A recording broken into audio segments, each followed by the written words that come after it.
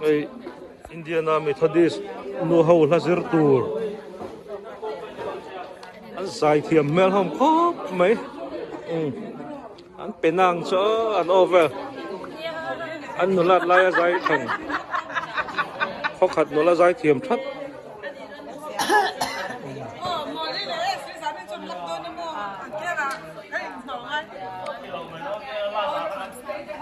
cái tới giải về thế cái mấy tầm rốt bự xịn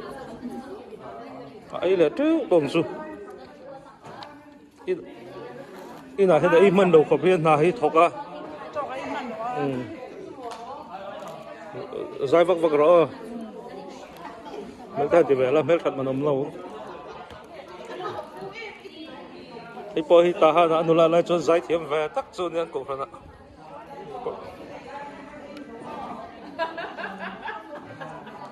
nó là lại giải thiểm đâu là đâu là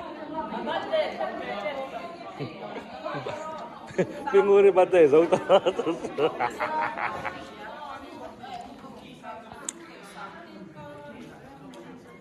dâu đi đâu khác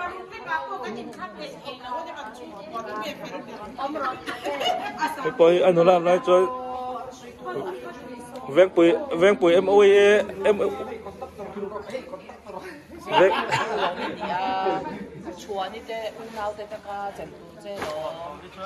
cái bôi vắt bụi à cho nó làm lại cho giải thiểm tất cả này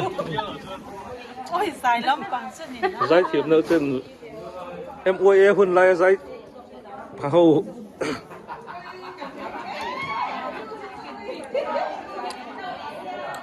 kan presiden pohin lang wala na sila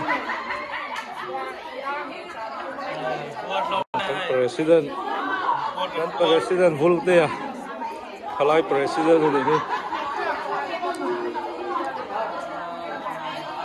ini ani pohi anula lai mission ve ga cha zai na ve thai ko mai zai thiam ani anula lai mission ve zai thiam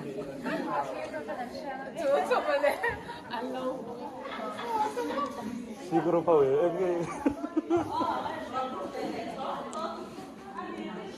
hello guys anh bạn thì cháu mì có nghe lưu tê hậu tê và bơi vợ liên đại bơi thì apa chủ na giải thiểm đó lắm sớm tây thì giải thiểm về cơ mà giải làm hít tuy về thì vác lâu mình music khá thiểm tao đó